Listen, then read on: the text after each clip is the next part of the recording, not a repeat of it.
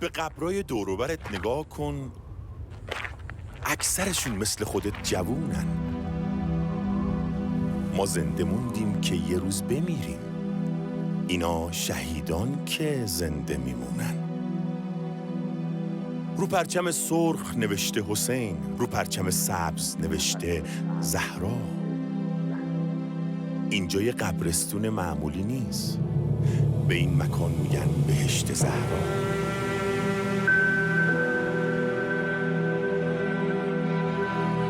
فکر میکنی پا رو زمین میذاری؟ رو قبرها رو بخون دونه بدونه. قبول داری که شهدا ستارن؟ پس اینجا که راه میری آسمونه. این یه شهید جنگ تحمیلیه، این از فاطمیونه، این جدیده. این از شهیدای تفحص شده است. بمیرم مادر این چی کشیده؟ یه عطر خاصی تو فضا پیچیده، فکر میکنم عطر گلاب باشه. این یه قبر قدیمی باید شهید انقلاب باشه. به اسم و رسمت هیچ کاری نداره، عشق دیگه، مرامش اینجوریه. از رو همین قبر شهید گمنام میخوام دلا رو ببرم سوریه.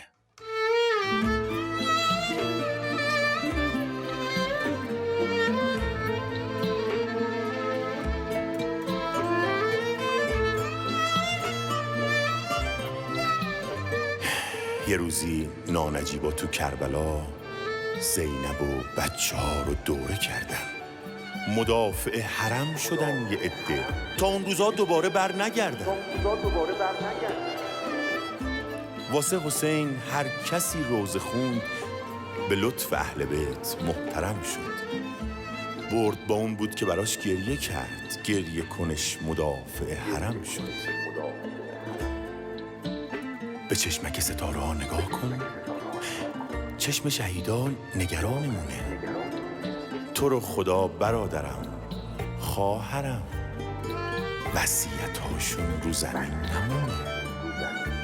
ستاره ها راه نشون میدن، راه شهیدا بیراه نداره. بیا دعای فرج رو بخونیم با هم تو این شبهای پرستاره. عظم البلا و بره الخفا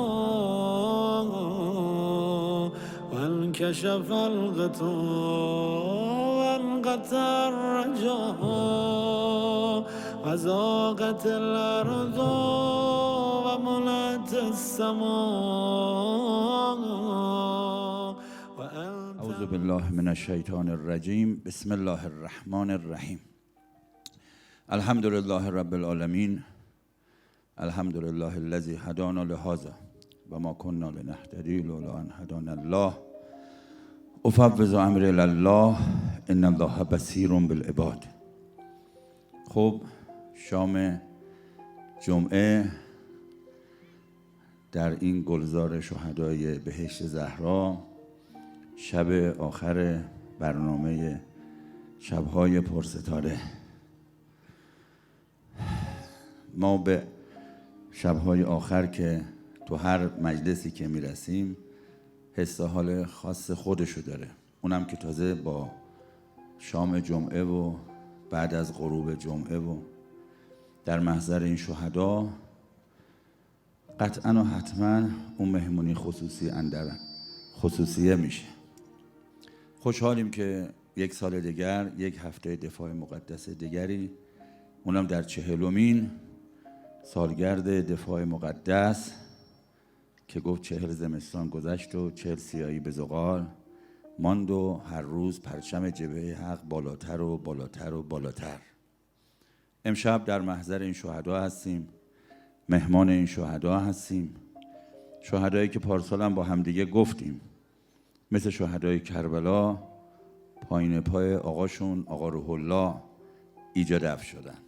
آقا روح اللهی که عصر حضرت امام، نامش، یادش، ذکرش، کلامش همیشه آرام بخش دلامون بوده. او که همیشه با صحبتاش به ما خط و مسیر رو نشون داده. اومدیم امشب بشینیم پای صحبت امام و شهدای راهش. این استقلالی که خدا داده به ما، اگر عنایت اون نبود کی میتوانستیم ما این کار رو کنیم؟ اگر عنایت اون نبود کی میتوانستیم ما این کار رو؟ تمام خوف ها و ترس هایی که انسان دارد از دشمن برای این است که خودش را میبیند. اگر چنانچه دید که خدا هست در کار، برای خدا دارد کار میکند، نمیترسد، برای اینکه مقدرات دست اوست. گمان نکنید که شما خودتون میتوانید یک کاری انجام بدید، برای اینکه مقدرات دست اوست. چطور ما میتوانستیم در مقابل این آشوب دنیا و این قدرت‌های شیطانی دنیا یه همچه رژیمی را که همه دنبال این بودن که حفظش بکنند، اگر عنایت خدا نبود شما با کدام قدرت میتوانستید این کار را بکنید؟ اگر عنایت خدا نبود شما با کدام قدرت میتوانستید این کار را بکنید؟ اگر عنایات خدا و توفیق خدا نبود شما چطور میتوانستید دست آمریکایی که دنیا را دارد میبلعد از کشورتون بیرونش کنید؟ و آمریکا از قراری که شنیدم رئیس جمهور آمریکا گفته است که ایران ما را تحقیر کرد. این اول کار است. ایران تا آخر شما را تحقیر خواهد کرد. این اول کار است. ایران تا آخر شما را تحقیر خواهد کرد. اول کار است. ایران تا آخر شما را. همه کار این انقلاب و حضرت امام و این مردم خوب این مملکت با خدا جلو رفت که امام میگه اگر قرآن نیامده باشد و فقط همین یک آیه آمده باشد، این آقا روح الله میگه که قل انما اعظکم بواحده ان تقوموا لله مثنی و فرادا، بس است برای هدایت بشریت. امشب شهدا دست ما رو گرفتن، هدایت کردن به یهدی من یشاء خودشون، آوردن در برنامه شبهای پرستاره ایجا نشوندن. گفت شبهای پرستاره چیه؟ گفت شبهای پربهانه است. شبهای پرستاره شبهای آرزوهاست. شبهای پرستاره همونیه که حضرت آقا گفت این شهیدا مثل ستاره تو آسمون برای اینکه راهو به ما نشون بدن دارن میدرخشن. شبهای عملیات برای بچهای جنگ میدونن تو جمعمون امشب اومدند و هستند. وقتی ما از تویتا، وانتا، ماشینا پشت خاکریز پیاده می شدیم به اینجا می گفتن نقطه رهایی، یعنی خداحافظ. یعنی دیگه تو از خط خودمون کنده می شدی، گفت بند این نافه قیچی می شد، تعلقه کاملا قیچی می شد، به سمت دشمن رها می شدی. وقتی وسط او بیابون قرار می گرفتیم، او سختی ها، او چاله چوله ها، اون کانالا، اون میدون مینا، هر لحظه منتظر درگیری. به ما گفته بودن تو نقطه رهایی رفقا، خواهرها، برادرها، اگه گم شدید حواستون به ستاره ها باشه. به ما ستاره خونی یاد داده بودن. این ستاره قطب شماله، این مسیر کهکشان راه شیریه. این روزا وسط چهارراه چه کنم زندگی، پشت رودخانه خروشان چه کنم زندگی، این شهیدا اومدن دست بگیرن. اینا انجام و ظاهرن. این شهدا به نجم هم یهتدونن. به واسطه این ستاره ها قرار ما هدایت بشیم. اینا واسطه فیضن، چون اینا از اون عین الشموس و طالعه، از اون امام اصل نور گرفتن که امروز میتابه به قلب من و تو. بعد دل جذب شهید میشه، تو راهیان اونجوری منقلب میشه، متحول میشه. شبهای پرستاره یعنی برای دختره، برای پسره، برای خانواده، برای فکره، برای ذهنه، برای قلبه که نمیدونه چجوری تصمیم بگیره، یا دلیل المتحیرین میشن. یه مرتبه این حول حالنا الی احسن الحال میشه، حالش خوب میشه. یا مقلب القلوب والاحوال میکنن. شبهای پرستاره یعنی اگه شهیدا یه شب سرشون رو دست گرفتن ایر الله جمجمتک، تو امشبیه شب آخر شبهای پرستاره دلتو دست بگیر. امشب میخوایم از تهران بگیم، از تهران جدیدی براتون حرف بزنیم. ما معتقدیم اینجا که اومدید نشستید، این وسط این میدون، وسط این گلزار خوشگل و قشنگ شهدا، اینجا وسط بهشت زهراست. بهشت زهرا مرکز تهرونه. کی میگه پایین شهر تهرونه؟ و تهرون مرکز ایرانه. و اگه ما امشب از تهران میگیم یعنی از گیلان میگیم، یعنی از خوزستان میگیم، یعنی از کردستان میگیم، یعنی از سیستان و بلوچستان میگیم. به نمایندگی همه ایران امشب رفقا ما از تهران میگیم. و ایران مرکز تحولات مهم عالم خلقته. امشب تو مرکز نشین شدی. امشب توی میدون، امشب توی مرکز گلزار شهدا نشستی، تو مرکز عالم خلقت نشستی. ببین چقدر شهیدا دوستت دارن، امشب مرکز نشینت کردن. امشب میخوایم از تهران بگیم، اما نه از تهران و برجای طبقاتیش و فاصله طبقاتیش. میخوایم از تهران و مواساتش بگیم، از تهران و همدلیاش تو این قصه ای که به تازگی گذشت تو کرونا بگیم. امشب میخوایم از تهران بگیم، نه از دود و ترافیکش، از دلای رقیقش که با خدا رفیق شده بگیم. امشب میخوایم از تهران بگیم، امشب میخوایم از تهران بگیم، اما از نه باغ و بوستانای تهران، اشاخ شمشاد جوونایی که در راه خدا پرپر شدن. تا امشب تو خوشگل و قشنگ بیا اینجا بشینی تو برنامه شبهای پرستاره از شهدا و خدا و امام عصر گوش کنی. امشب میخوایم از تهران بگیم، امشب میخوایم از تهران و متقینش بگیم، امشب میخوایم از تهران و خیرینش بگیم، امشب میخوایم از تهران و مبارزین راه خداش بگیم، امشب میخوایم از تهران و مجاهدین راه خدا و رزمنده هاش بگیم، امشب میخوایم از تهران و مقاومتاش بگیم، امشب میخوایم از تهران مقدس بگیم، در 40 سالگی دفاع مقدس. امشب میخوایم از تهران منتظر بگیم. اگه بخوایم از تهران و اهل تقواش بگیم، از تهران و متقینش بگیم که گفت این متقین ما رو به صراط مستقیم هدایت میکنن، از تهران و علماش بگیم که عمود انقلاب بودن. اگه میخوایم از اهل تقوا بگیم باید از آیت الله حق شناس بگیم. او گریه هاش، او چله های زیارت عاشوراش، او درس اخلاقاش، اویی که به حق شناخت احمد نیری رو که گفت برو تو تهران بگرد یه جوون مثل نیری پیدا کن که وقتی چششو با اون نامحرم بست خدا چش دلشو وا کرد.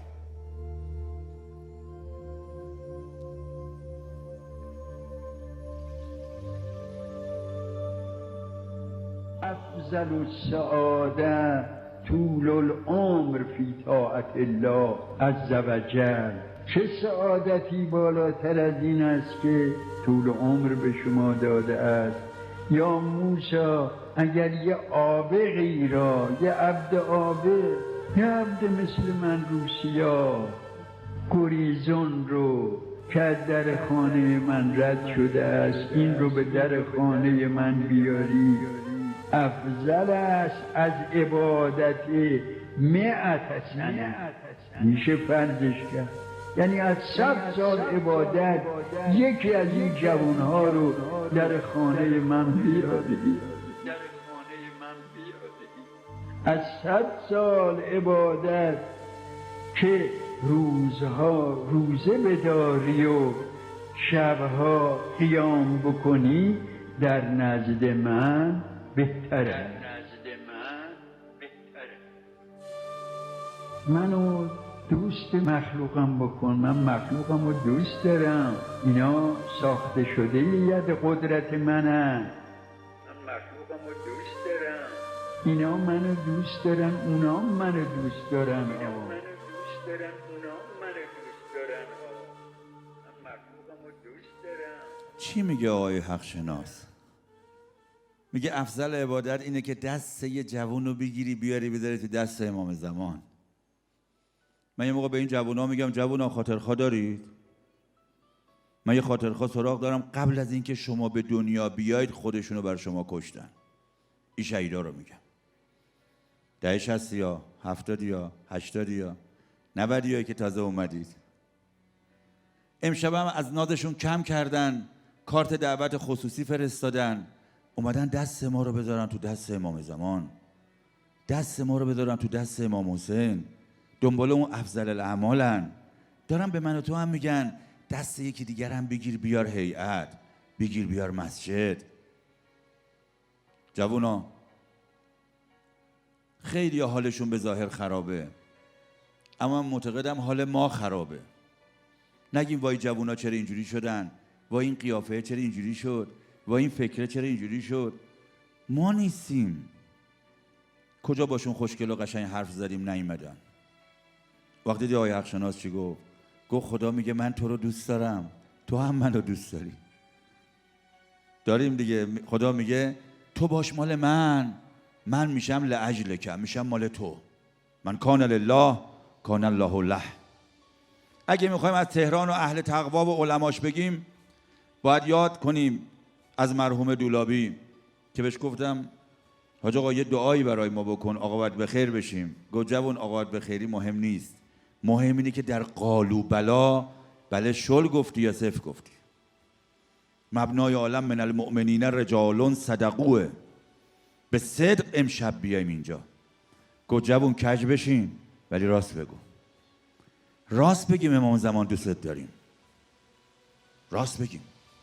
باید یاد کنیم از مرحوم رجب علی خیاط که گفت دیدی این لیوانه رو دلاش میکنی، این شیشه آب رو دلاش میکنی خالی میشه، وقتی کاملا که دلاش کنی خالی میشه. که مرحوم رجب علی خیاط میگفت دلت گرفت، غم و غصه ها به دلت پر شد، حرف و حدیثات تو دلت شد، غیر خداها اذیتت کرد، برو به سجده. وقتی در خونه خدا سجده میکنی، نماز میخونی، خالی میشی. تازه یه چیز دیگه یادت بدم، اون اهل دل گفت در اتاقو ببند، با امام زمان تنهایی خودمونی حرف بزن. آقا اینقدر امام زمان دوست داره خودمونی باش حرف بزنی، در کنار همه زیارت جامعه ها و امین الله ها و عاشورا ها و دعاسمات ها و ندبه ها و خودمونی با امام زمان حرف بزنید. اگه میخوایم از تهران یاد کنیم از اون مرحوم چلویی باید یاد کنیم. اگه میخوایم از تهران و اهل تقواش یاد کنیم از مرحوم خوشبخت یاد کنیم که چه کسایی پای درس اخلاقش خوشبخت شدن. از حاج آقا مجتبی تهرانی یاد کنیم. اگه میخوایم از تهران و اهل تقواش و علماش یاد کنیم از مرحوم قوام یاد کنیم که بگفت جوون گریه کردی و غرور نگیرتت، ببا دم در هیئت شیطون جیبتو نزنه. که رد میشد تو خیابون اون مرحوم قوامی میگم که وقتی فوت کرد یه عالمه کلاشابگاهی به تشییعش اومده بودن. دید یه یخ فروشی تو خودشه، گفت حاجی یخ فروش تو خودتی؟ گفت یخام داره آب میشه، سرمایم داره آب میشه، کسی نیومده بخره. گوی پول همه یخا مال من. نشست بغل اون یخ فروش شروع کرد گریه کردن. گفت حاجی تو چرا گریه میکنی؟ گفت عجب درسی یاد من دادی، عجب درسی یاد من دادی. منم یخ سرمایه وجودم داره آب میشه، عمرم داره تموم میشه، کاری نکردم. دیدی میگن از دنیا مزرعة الاخره. بچه ها به مثقال ذره خیرا یرد اوور میگیرن، به مثقال ذره شرا یره اوور میگیرن. رفقا اگه بخوایم این 100 سال گذشته رو ببینیم، تهران محل رفت و شد خیلی آدما بوده، خیلی حرف و حدیثا بوده. حالا براتون میگم آدمای جور و ناجوری تو تهران اومدن و رفتن، اما کی جنسش جور شد سر سفره ارباب خریداری شد؟ وسط این بازار بیع و شرا جنس کیو خریدن؟ او کسی که دستش تو دست یه آدم سیمه بس بود. اگه احمدی روشن به یه جایی رسید پای درس خوشبخت بود. اگه شهید بابایی به یه جایی رسید تو خونه شهید صدوقی بود. اگه اینجا که میریم توی قطع سر قبر شهید صیاد دلها، صیاد شیرازی، صیاد به یه جایی رسید که آقا رحیم صفوی میگه از تو قم راشیم نصف شبیه رد میشدیم وسط جنگیه. گفت آقا رحیم بریم خونه آیت الله بهاءالدینی. گفت این موقع شب؟ گفت بریم حالا ببینیم شاید در زدیم کسی باشه. حاج آقا بلند میشه یهو به آقا داداش میگه پاشو سنور رو بذار مهمون داره میاد. همینجوری صیاد دلها شد. دستشون تو دست علما بود. رفقا یک کسی باید وجود ما رو تنظیم کنه که آیت الله حسن‌زاده سرش از پنجره کرد بیرون، طلبه داشت یه ماشین قراضه‌ای تو قم تو کوچه هل میداد روشن شه. گفت چی شده آشیخ؟ گفت کاربراتورش هوا گرفته روشن نمیشه. گفت آهان هوا گرفته که گفت به بالای قله ظهور هرچی نزدیک میشیم دیگه بی هواها رو میخرن. یه نیمه شبی دم سحری بی هوا حاج قاسمو میبرن، یه جمعه ظهری هم بی هوا میاد. دستتون تو دست یه بزرگتری باشه. اگه میخوایم از تهران و اهل تقوا بگیم، اگه از تهران و علماش بگیم، این علما که سلسله جنبان همه ای علما حضرت امامه، آدمایی رو تربیت کردن، اهل خیرایی رو تربیت کردن که یاد کنیم از حاج تقی طلخابی، او خیر، او دست به خیر، او ستاد پشتیبانی جنگ تو تهران که دم در خونش منافقین ترورش کردن. یاد کنیم از حاج سعید امانی، اونایی که از دنیا رفتند و دستشون به ظاهر ام کوتاه شد، باقیات و صالحاتی گذاشتن که هر موقع میخواست به دیدار امام میرفت. داداشش حاج صادق امانی تو قضیه زدن منصور نخست وزیر وقت شاه شهیدش کردن. یاد کنیم از او خیر حاج سید عزیزالله علایالدینی که این آسایشگاه کهریزک رو وایساد به پاش. یاد کنیم از مرحوم حریری. یاد کنیم از مرحوم آل تومه بیمارستان سوم شعبان رو درست کرد. خیرین دست به خیری که پای کار دین خدا بودن و این علما تربیت کردن آدمایی رو که اینجوری بی تعلق به دنیا بودن. اگه میخوایم از تهران و علماش بگیم، اگه میخوایم رفقا از تهران و اهل خیراش بگیم، بعدش میدونیم باید از چی بگیم؟ از تهران و مبارزین راه خداش بگیم. رفقا تاریخ این 100 سال گذشته رو بخونید. چند روز دیگه آخر سالیه، دم سال تحویلیه، سال نو میشه 1400. این 1300 تا 1400 رو بخونید. نذارید براتون تاریخ رو یه جوری دیگه بگن. چه کار کردن این انگلیسی‌ها با ما؟ بخونید این استعمار پیر چه کرد. غلات ما رو به غارت برد و چه قحطی آوردند و 9 میلیون کشته روی دست ما گذاشتن. بخونید تاریخ رو. قصه مشروطه رو بخونید، شیخ فضل الله نوری و بهبهانی و طباطبایی رو و قصه مشروطه رو بخونید. ملی شدن صنعت نفت رو و قصه آیت الله کاشانی و قصه ها رو بخونید. راجب مدرس که با عصاش زد تحت سینه ای رضا قلدر، گفت میخوام تو نباشی. این انقلاب همینجوری تا اینجا نرسد. رفقا بخونید تهران و مبارزینش، بخونید قصه شهید نوابو که دم اعدامیه قبل شهادتیه گو اگه چیزی میخوای بگو نواب، گو اگه یه خورده آب باشه من غسل شهادت بکنم خوبه. مشتی لوتی پای کار دین خدا، انقطاعی دمدم قبل ظهوریه، وسط این همه قصه بی غسل شهادت تو خیابون قدم نمیزنه. کسی هم که غسل شهادت بکنه عاشق لقای خدا باشه چشش به نامحرم نمیافته. اگه بخوایم از تهران و مبارزینش بگیم باید از تهران 42 بگیم. 15 خرداد 42 مردم ورامین و پیشوا و تهران و قم که اون موقع به امام گفتن تو به امید کی داری قیام میکنی؟ گفت یارای من تو گهواره‌ان. گهواره‌نشینای خمینی که سال 1365 خاکریز نشینای کربلای 5 شدن و گهواره‌نشینای سال 1365 که فرمانده میدانای حلب شدن. یه گهواره‌ای تو کربلا تکون خورد، یه گهواره نشینی به سر دست شد. ببین چه گهواره نشینایی درست شد. با وضو خانوما بچه‌تون رو شیر بدید، لقمه حلال به خونه بیارید که حاج قاسم گفت اشهد بالله بابام یه لقمه حرام تو خونه نیورد. گهواره نشینایی درست کنید. اگه میخوایم از تهران و مبارزینش بگیم باید از مرحوم طیب حاج رضایی بگیم، از شهید طیب حاج رضایی بگیم که هم سلولیش میگه و او و رفیقش به من گفت وقتی میخواستم ببرنش آخر شبیه اعدامش کنن که تو قصه 15 خرداد و قصه وایساد جلو شاه و نرفت با شاهیا و ساواکیا همکاری کنه بر علیه آصر روح الله، گفت به خمینی بگید اونایی که تو رو دیدن خیلیاشون خریدار نشدن، من طیب حاج رضایی ندیده خریدار شدم.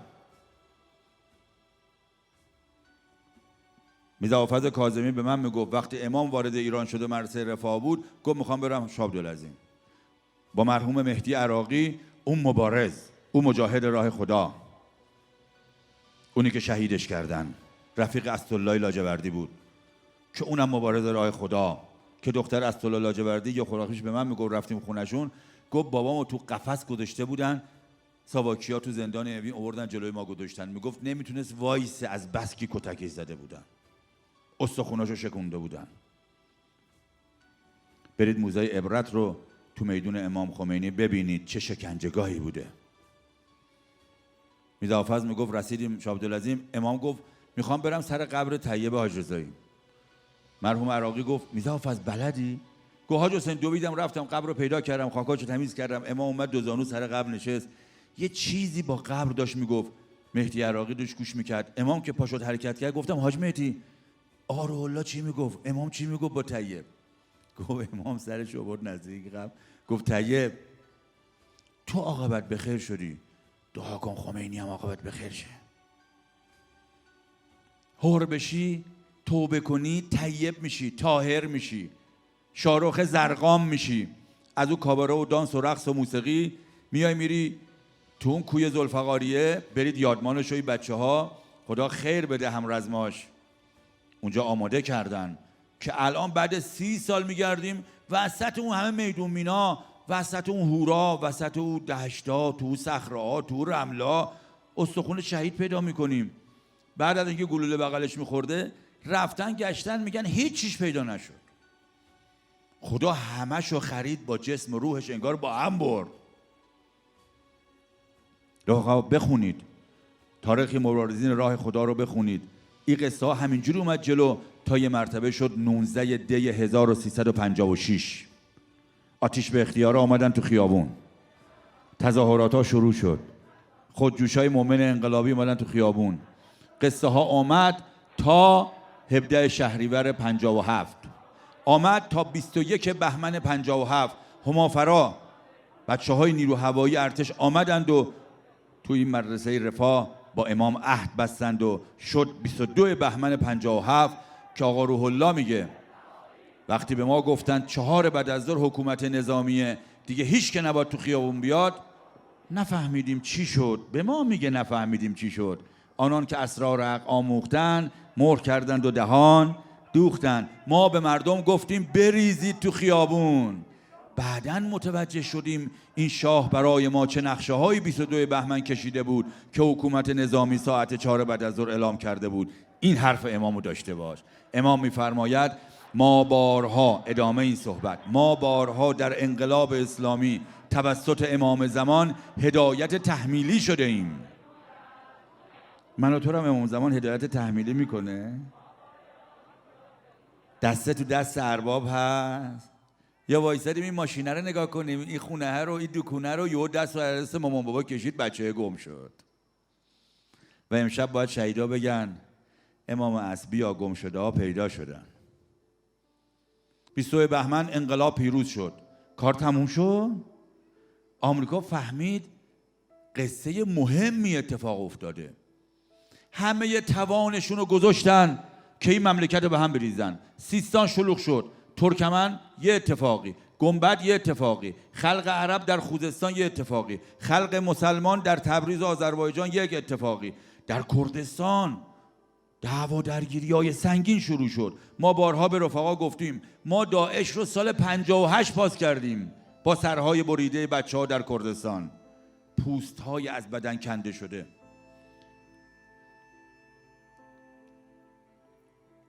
برای بچه‌ها از تهران رفتن جبهه به کردستان، هنوز که جنگ شروع نشده. برای بچه‌ها حرکت کردن. احمد متوسلیان از پادگان امام حسین، همین میدون سپاه،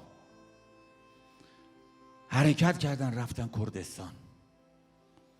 اصغر وصالی حرکت کرد، همین دستمال سرخا که گفت آمده ایم به سرخی خونمون سرخترش کنیم.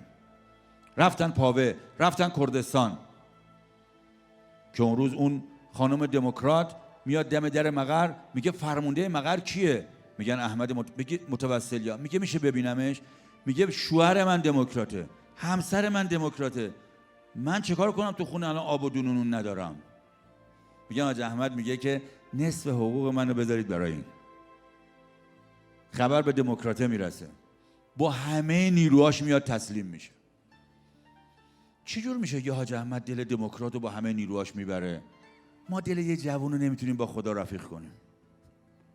یه شبی با گردان رفته بودیم پیاده روی قبل عملیات کربلا چاریه، تو تاریکی شب کنار جاده اهوازندی مشک یکی از بچه‌ها تو گردان گم شد. صبح که پیدا شد گفت حاج حسین گردان گم شده بود.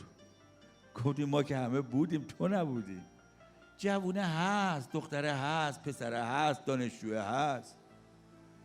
من و تو نیستیم باش حرف بزنیم، من و تو دل به دلش نمیدیم.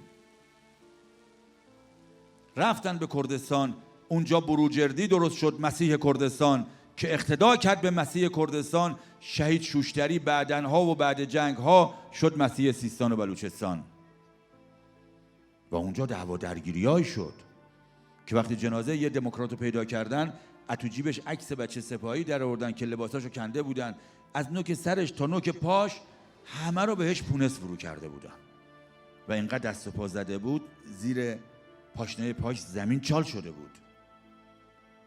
درگیری‌ها سنگین شد، بزن‌ها جدی شد و توی وسط تازه یک انقلاب دومی هم تو تهران شد. 13 آبان 58 علم الهدی، شهید وزوایی، شهید قدوسی. برای بچه‌های دانشجوی خط امام برای خدا از دیوار لانه جاسوسی بالا رفتن و چه اسنادی پیدا شد. و بعد جنگ که شروع شد برای خدا لانه جاسوسی را ترک کردن، به هویزه رفتن، وسط او بیابون جلو تانگا وایسادن، شهید شدن، زیر چرخ تانگا له شدن، تو بیابون گم شدن. 1.5 سال بعد تو فتح خرمشهر پیدا شدن، تو بیابون دفن شدن، امامزاده عشق شدن. وقت 40 ساله جوونا میرن دور اینا میگردن. حس میکنی امشب شهیدا اومدن دورت دارن میگردن؟ دیدی یکی میگه دورت بگردم؟ ظاهرا تو میری هویزه دوره شهیده، او شهید گمنامه. اینا زندن ولا تحسبن الذین قتلوا فی سبیل الله امواتا بل احیاء عند ربهم یرزقون. برای خدا لانه جاسوسی رو ترک کردن و مصاحبه مطبوعاتی رو برای دیگران گذاشتن که بعداً چه قصه هایی شد. برای خدا باش، خدا پرچمتو بالا میبره. و این موقع تازه دعوا درگیری نهضت آزادی‌ها و بنی صدری‌ها و با جبهه خط امامی‌ها و تو این وضعیت یک مرتبه 31 شهریور 1359 همین روزایی که به اون ایام و به اون نام و به اون یاد این شبا دور هم جمع شدیم، بعثی‌ها به کمک همه دنیا آمدند و تهران رو بمبارون کردن، فرودگاه مهرآباد رو زدن و جنگ شروع شد. علامتی که همتون میشنوید اعلام خطر یا وضعیت قرمز است و معنی و مفهوم آن این است که حمله هوایی انجام خواهد شد. محل کار خود را ترک و به پناهگاه بروید.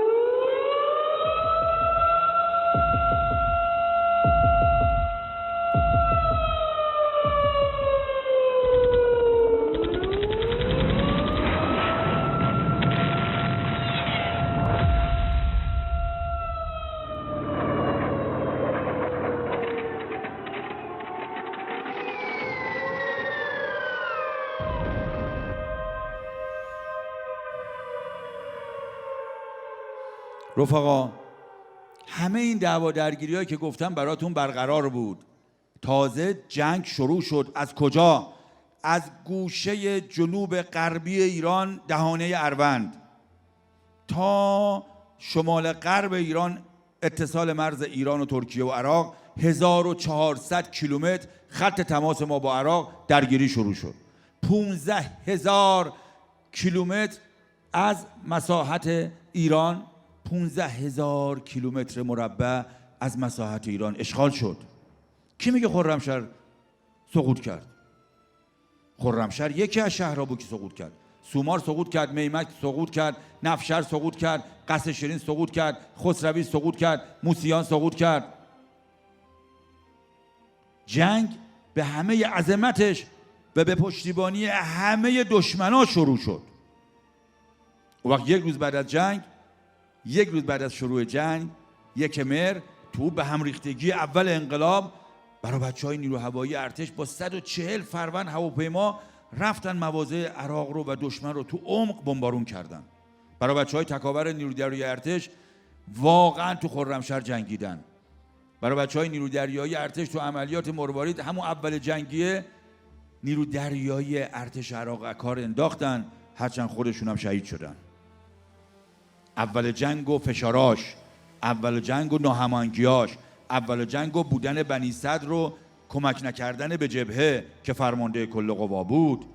وقت ایجا بود که به شهید نیاکی زنگ زدن، فرمانده لشکر 92 زرهی اهواز ارتش، دخترت مریضه، گفت میام، گفت بیمارستان رفت، گفت میام، گفت حالش خیلی بده، گفت میام، گفتن فوت کرد، برای تشییع بیا، تدفینش بیا، گفت میام، گفت بابا هفتهش گذشت، گفت میام، 40مش میگن تونست بیاد. اینجوری جنگ چرخیده، اینجوری جنگ جمع شده. و تازه وسط این دعوا درگیری که برای بچه‌های سپاه باید خودشونو پیدا می‌کردن، برای بچه‌های بسیجی خودجوش مومن انقلابی به جبهه اعزام می‌شدن، تازه ببینیم دعوا درگیری بنی صدر هم داشتیم. 14 اسفند 59 چند ماه بعد از شروع جنگ، او دعوا درگیری تو دانشگاه با تیغ موکتبری به جون حزب الله و بسیجی‌ها افتادن حین سخنرانی اون رئیس جمهور که دستش تو دست رجوی منافق بود. وقت تازه وسط این دعوا درگیری و این ناهماهنگی‌ها می‌بینیم بچه‌ها علل خصوص تهرونی‌ها و شهید شروعی و بچه‌های هوانیروز 2 اردیبهشت سال 60 میرن بالای بازی دراز سر پل ذهاب که شهید بهشتی گفت بازی دراز خانقاه عاشقان و عارفان و دلسوخته هاست. و اونجا می‌بینیم شهید وزوایی، بچه‌های دانشجوی خط امام، میگه ما کربلا رو برای نسل آینده میخوایم. انگار خیلی ها میدونستن به ظاهر امر دنیایی پاشون به کربلا نمیرسه. و اونجا حاجی بابا، چریک محسن، شهید شیرودی که حاجی بابا خدا رحمت کنه وقتی گلوله خورد تو ماشینش و من تو بیمارستان شهید نجمیه سر پل ذهاب بودم، آمبولانس که اومد، اون چی که من دیدم 1 کیسه پر از خونابه بود. 1 کیسه پر از خونابه بود. اربن اربا رو اونجا دیدم بر اولین بار. قطع تیکه تیکه له شده گوشت و پوست و خون اونجا دیدم به اولین بار. که سردار حسین آبادی برای من میگفت، گفت حاج حسین تو پادگان ابوذر نشسته بودیم، سر نماز بودیم، گفت حسین آبادی به این عطر تیروزم احساس میکنم تعلق دارم، میخوام این عطر رو به تو بدم. گفت عطر داد، سوار ماشین شد و رفت به دشت ذهابیه، پای بمویه، پا اون ارتفاعات، گله اومد تو ماشین. هرچی منقطعشی متصل میشی. خواهر من، داداش من، بچه ها این وسط تازه این عملیات ها رو هم میکردن. بعد یهو 20 خرداد 1360 20 خرداد 1360 بنی صدر عزل شد از فرمانده کل قوا، برکنار شد. 30 خرداد 60 10 روز بعد سازمان منافقین اعلام جنگ مسلحانه کرد. هر کی تو تهران بود میزدن، علل خصوص تهران، علاوه بر استانهای دیگه. این چادریه میزدنش، این یه ذره ریش داره میزدنش، این شلوار بسیجی پوشیده میزدنش، این مونتور هوندا 125 سی جی اون موقع بچه‌ها داشتن میزدنش. این روزنامه جمهوری اسلامی میخونه مقابل روزنامه انقلاب اسلامی بنی صدر میزدنش. این فرمانده گردانه داره از راهن قطار پیاده میشه، تو میدون راهن میزدنش، جلوی زنش میزدنش، جلوی بچهش میزدنش. مامانه در خونه رو باز کرد، دید یه کیسه انگار آشغال جلو در خونه است، یه پا به ایزد سنگینه، درش وا کرد، بچه تیکه تیکه شدهش تو کیسه بود تا دیگه نره بسیج. 17,000 نفر از ما رو منافقین کشتن. بنی صدر رو برمیدارید، بنی صدر رو عزم میکنید، اعلام جنگ مسلحانه کردن و دقیقاً 6 روز بعد از اعلام جنگ مسلحانه، علاوه بر ترورایی که گروهک التقاطی فرقان متحری زده بود، مفتح زده بود، اولین عملیات ترور مسئولین نظام رو منافقین در 6 تیر 1360 کیو زدن؟ عمود انقلاب رو زدن، حضرت آقا رو زدن، مقام معظم رهبری رو زدن، بمب رو تو مسجد منفجر کردن. و 7 تیر 1360 کلاهی، اون جاسوس، اون نفوذی و ما ادراک نفوذی به 200 نفر زنگ زده بود از طرف شهید بهشتی که بیاید حزب، امشب شهید بهشتی با شما کار داره. به 200 نفر زنگ زده بود. قضیه 72 تن نبود، همه نظام رو میخواستن هوا ببرن که شهادت رزق این 72 تن شد. و چند روز بعدش در 8 شهریور 1360 نخست وزیر و رئیس جمهور رو به شهادت رسوندن، رجایی و با هنر رو، اون مخلصین راه خدا رو. خدایا پروردگارا، در مقابل تو، در مقابل این امام، در مقابل همه صلحا و شهدا صمیمانه با قلبی پر از عشق و امید به دعا می‌ایستیم. ای خدا، به ما قبلا گفته بودند که اگر می‌خواهید دعایتون مستجاب بشود بگویید الهی به دم المسنون.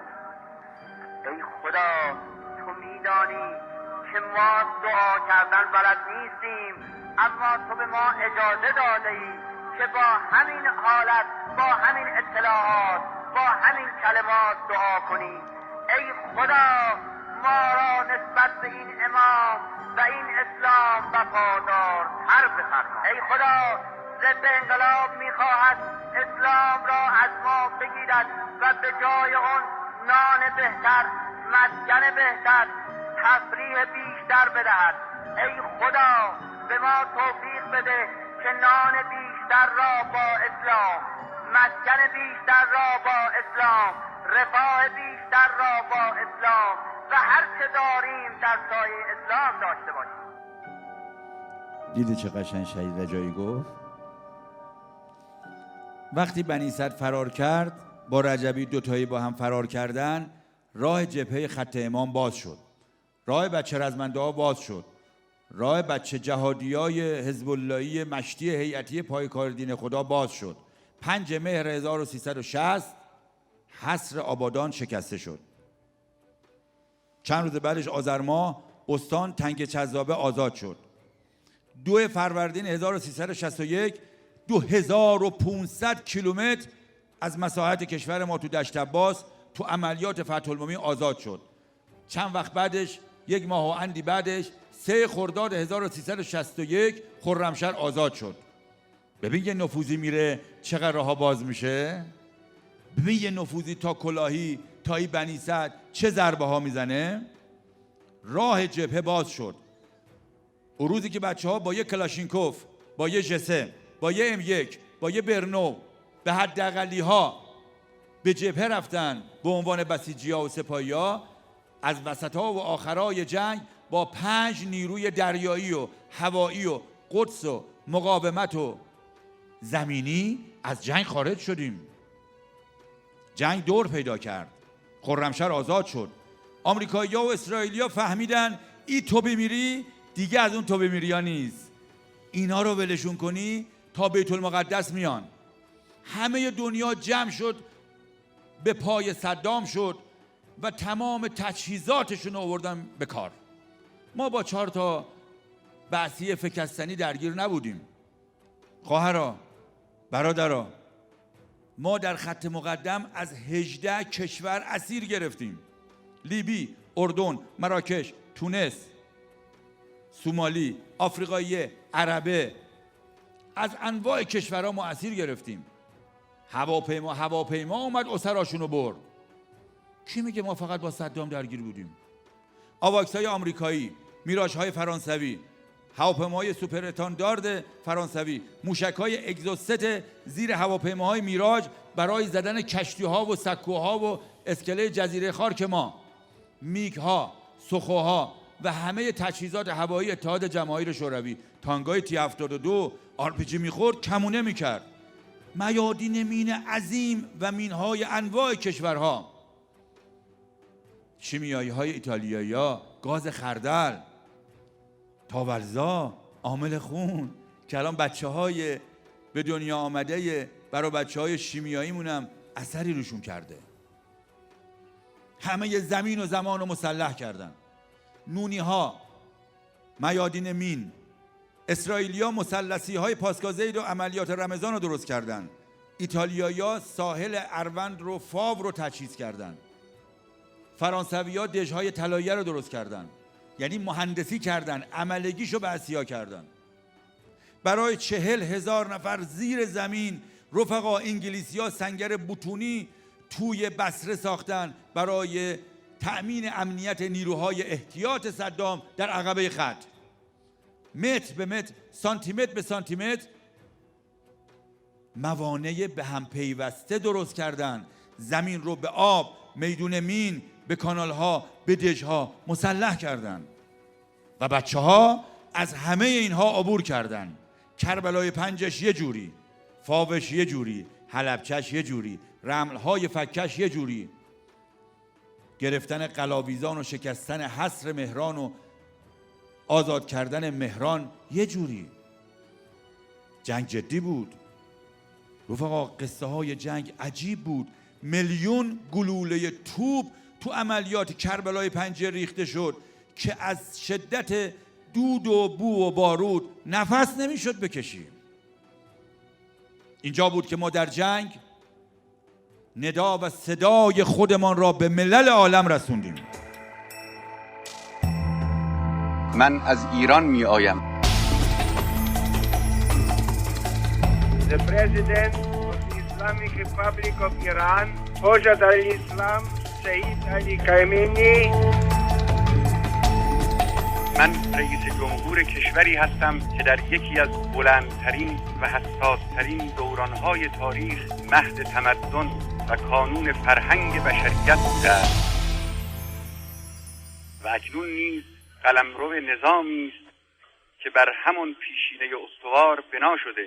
من رئیس جمهور کشوری هستم که زادگاه پرآوازه ترین و در عین حال ناشناخته ترین انقلاب‌های دوران معاصر است. انقلابی بر پایه دین خدا و در امتداد راه پیامبران و مصلحان بزرگ الهی، راهی به درازای همه تاریخ بشر.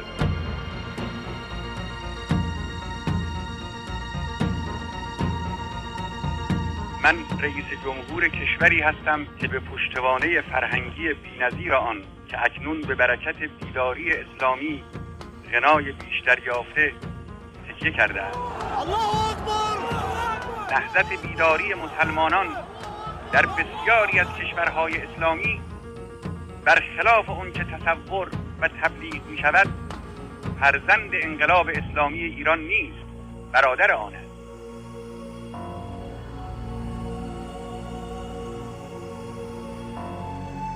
انقلاب ما ثابت کرد که می توان قدرت‌های سلطه‌گر را به خود راه نداد و به آنان باج نداد، مشروط بر این که نقطه اتکایی قوی‌تر از هر قدرت مادی را باور داشت، خدا را.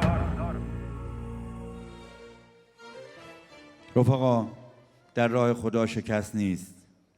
به غریبی و غربت در عین عزت تنها بودیم، یعنی یک به علاوه خدا بودیم، یک به علاوه 5 تن آل عبا بودیم، 5 به علاوه 1 نیستیم.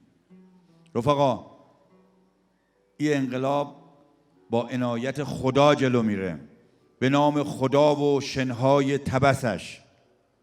به نام خدا و لو رفتن کودتای نژش، به نام خدا و اون 14 تا مینی که به نیت 14 معصوم شهید نادر مهدوی رفتن جلوی کشتی بریشتون در اسکورت ناوهای آمریکایی ریختند و یکی از اون مینهای 14 معصومی به پاشته کشتی بریشتون اصابت کرد و در حال پخش زنده همه رسانه‌های دنیا که پخش می‌کردند و مردم می‌دیدند این مین منفجر شد. به نام خدا و شب‌های کربلای 5 که حضرت آقا می‌فرماید شب‌های کربلای 5 شب‌های قدر انقلاب اسلامیه. به نام خدا و اون لحظاتی که کار انقلاب به مو رسید ولی پاره نشد. به نام خدا و اون لحظاتی که امام میگفت ما یک لحظه نادم و پشیمان از جنگ نیستیم. به نام خدا و اون لحظاتی که دلها خیلی خالی شده بود و امام گفت صدام جز خودکشی راهی ندارد و دیدید بالای دار رفت. به نام خدا و اون لحظاتی که امام میگفت جبهه دانشگاه است. به نام خدایی که امام گفت این مزار و تربت پاک شهیدان تا قیامت دار و شفای عاشقان و عارفان و دلسوخته ها میشه. میخوام بعد از تهران مجاهدین راه خدا و ایران و مجاهدین راه خدا راجع به ایران مقاوم، تهران مقاوم بگم. تهرانی که وقتی بچه رزمنده ها اونجوری اونجا می جنگیدن، ایرانی که وقتی بچه هاش اونجوری تو جبهه و خط می جنگیدن، دشمن فهمید پشتیبانی از اینجاست.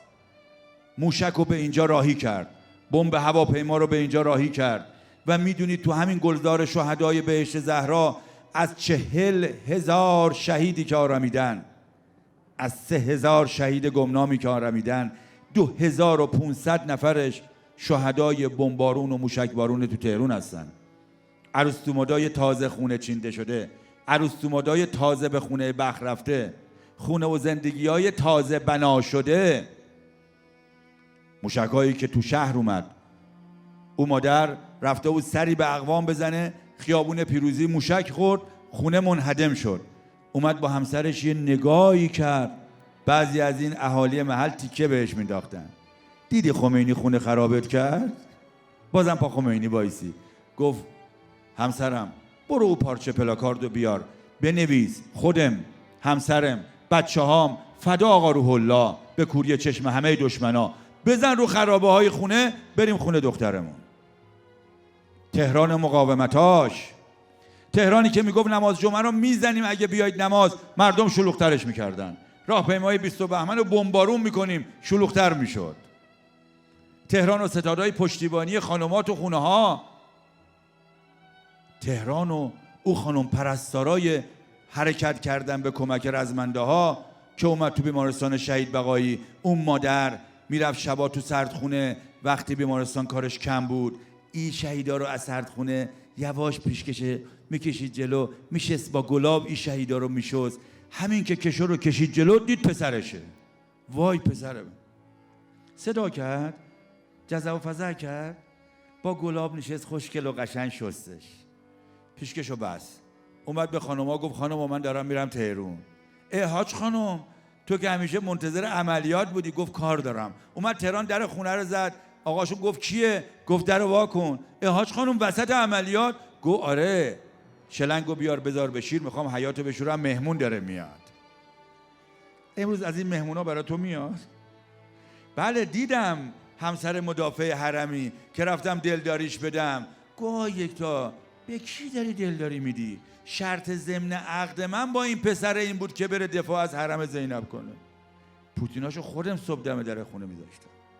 تهران و مقاومتاش، تهران و برای بچه‌هایی که دیدیم در این قضیه کرونا در دفاع از سلامت چی جوری تو میدون اومدن. او دختر خانم با اون تیپ و قیافش که اگه میدیدیش تو خیابون الان، اون ماشین مدل بالاش تو اون بالا شهر پک شده بود بین خونه ها و مسجدها، میرفت این ماسکا رو میرسون که زودتر برسونم بیمارستان. تهران اون خانم پرستاری که خودم تو بیمارستان دیدم، گفت حاج حسین داغ به دلم بود یه بار تو خط مقدم باشم. حاج حسین واقعا حس میکنم تو خط مقدمم، دارم برای مردم کار میکنم. تهران و خانمای پشت خط مقدمش که توی کرونایی دیدم اون دختر خانم فوق لیسانس آیتی تو بیمارستان بهالو جلو من گرفت. حاج حسین طور خدا این مسئولین بهشت زهرا رو راضی کن من برم قصالخونه مرده بشورم. کی دل را آروم کرد؟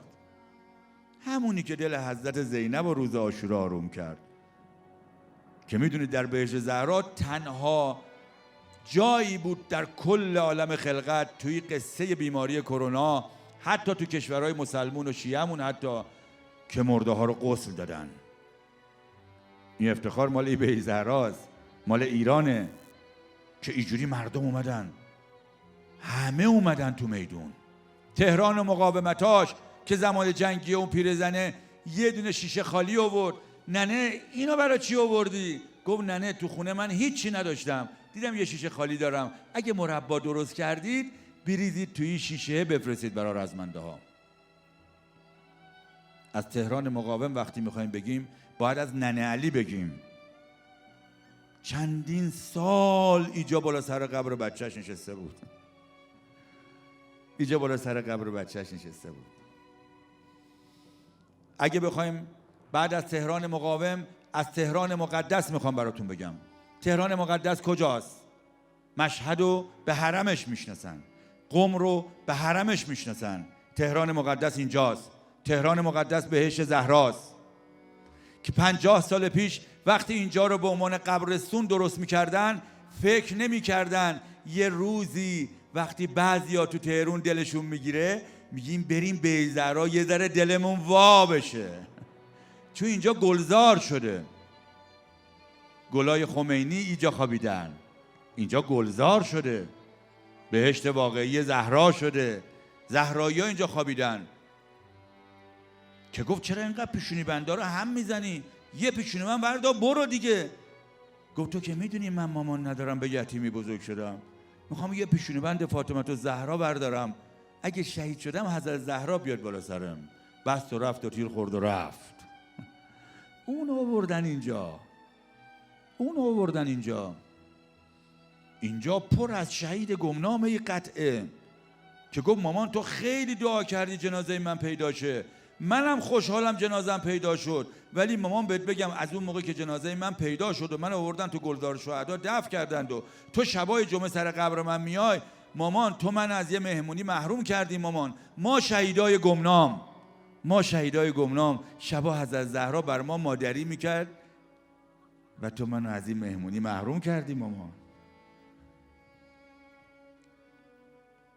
تهران مقدس یعنی این قطعات گلزار شهدا که قطعه شدن.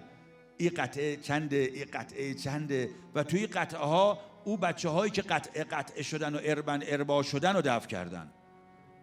تهران مقدس یعنی که باید بدونی اونایی که زمان شاه به غریبی و غربت به شهادت رسیدن کجا دفن شدن.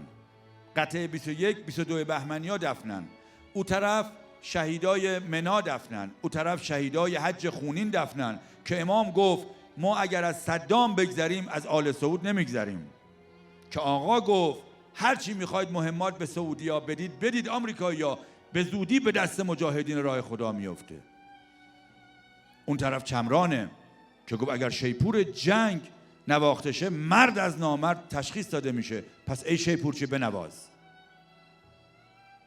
او طرف جهان آراست، او طرف صیاد دلهاست، اردستانیه، شهید ستاریه، سید شهیدان اهل قلم آوینیه، ایور مدافع حرمه، اوور مدافع حرمه. اینجا اصغر پاشاپوره. تو اون فیلم دیدید حاج قاسم میگه اصغر که رفتیم چند وقت پیش خونهشون، میدونید تو این 8 ساله 1-2 بار اومده تهران. 8 سال جنگ 1-2 بار اومده تهران. میفهمید چی میگم؟ میدونید چی میگیم؟ بچه ها میدونید چی دارید میشنویم؟ همینجا حاج اصغر خوابیده، وسط بهشت خوب خدا نشستید. گفت آقا این شهیدا امشب اومدن دست بگیرن، امشب شهیدا اومدن دست بگیرن، امشب شهیدا اومدن ثبت نام کنن. که میگفت شب عاشورایی یه لحظه عقیله بانی هاشم گفت داداش نکنه یهو اینا صبح پایه نباشن، قصه مثل قصه داداش حسن بشه. زهر شنید، برهر شنید، حبیب شنید، همه اومدن در خیمه عقیله بنی هاشم. زینب کبرا که به قول و به قرار و به عهد و پیمانی کشید که امام عصر 2 انگشتشو واز کرد. ابی عبدالله 2 انگشتشو واز کرد، گفت جاتونو ببینید. رفقا اگه قولمون امشب قول باشه، اگه عهدمون با این شهدایی که لتراب مقدم الفدا شدن عهد باشه، اون امام عصر هست، او 2 انگشتم هست که گفت شهید میشم، یه جایی که نیزاره شهید میشم، ایام شهادت حضرت زهرا شهید میشم، مفقود میشم. 30 سال بعد روز شهادت از زهرا تو مشهد تشییع شد. عبدالحسین برونسی رو میگم، اون معمار کم سواد بی سواد مشهدی رو میگم، فرمانده لشکر مشهدی ها رو میگم، عنایت شده از زهرا رو میگم. امشب میخوان نگاه کنن، امشب شهیدا میخوان دستی بگیرن. بی کارت دعوت کسی رو اینجا راه ندادن. اونا که رفتنی بودن رفتن، مهمون خصوصی ها موندن، شام جمعه ها موندن. گفت جمعه که غروب میشه دل همه عالم میگیره. میدونی چرا؟ گفت بعد از اذان ظهر میگن دیگه امام زمان نیامد، رفت تا حالا هفته دیگه. امشب آمدیم در محضر این شهدا قولی بدیم، قراری بذاریم. شهدایی که اینجا آرمیدن، او بچهای شیمیایی، او بچهای مدافع حرم، او فاطمیون به غریبی غربت رفته، او زینبیون به غریبی غربت رفته. امشب اومدیم با اینا قول بدیم، قرار بذاریم، عهد و پیمان کنیم که از جنس شهدا بشیم. رفقا جنستون شهدایی بشه، دستتون تو دست شهدا بشه، دستتون تو دست امام زمان میشه. دیدی حاج قاسم چه کار با دلا کرد؟ دیدی حاج قاسم چه دلبری کرد؟ دیدی حاج قاسم چه معامله با خدا کرد؟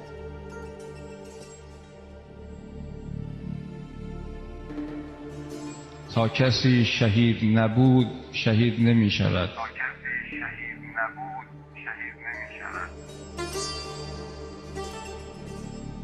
شرط شهید شدن شهید بودن است. اگر امروز کسی را دیدید که بوی شهید از کلام او، از رفتار او، از اخلاق او استشمام شد، بدانید او شهید خواهد شد.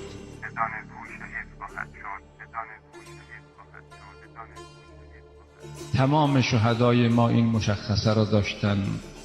قبل از اینکه شهید شوند شهید بودند. نمیتواند کسی قبل از اینکه علم بیاموزد عالم شود. شرط عالم شدن علم آموزی است. شرط شهید شدن شهید بودن است.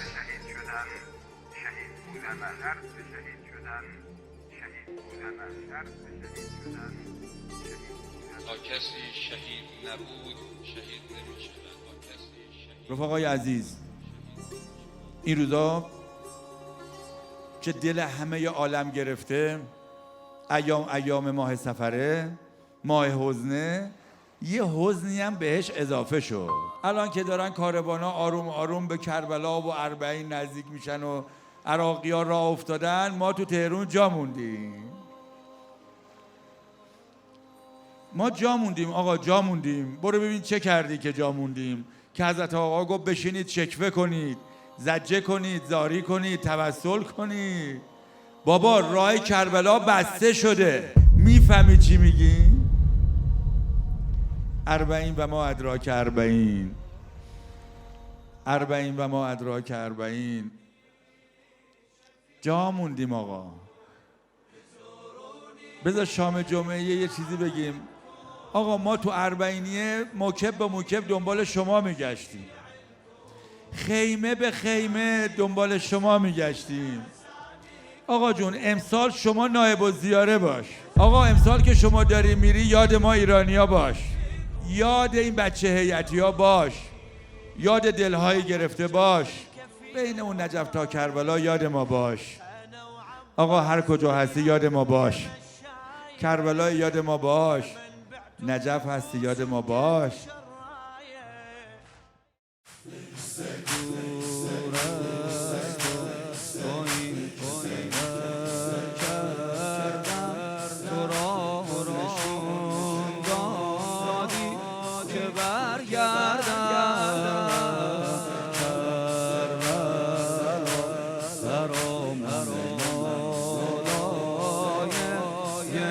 قصه زدی بود شدم عاشق ای صفای حرم غروبا و شبای حرم نفس توی هوای حرم همه رویایش یعنی سینه زنی یعنی حب الحسین جننی یعنی ارباب همه کس منی همه دنیا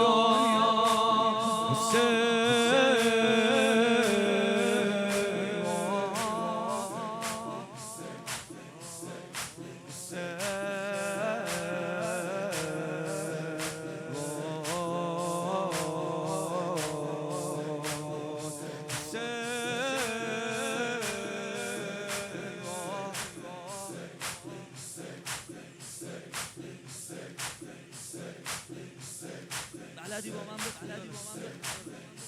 آروم دل بیقرارم باش تو سختی و تنهایی کنارم باش غیر از تو دلم جای هیچ کس نیست هیچ عشقی به جز عشقت مقدس نیست عشق یعنی دیوونگی یعنی حس روزه خونگی شبا تا صبح فقط حسندگی شیرین عشق عشق یعنی پایین پا یعنی قند و جایی روزه ها تو سجاده مهر کربلا همینه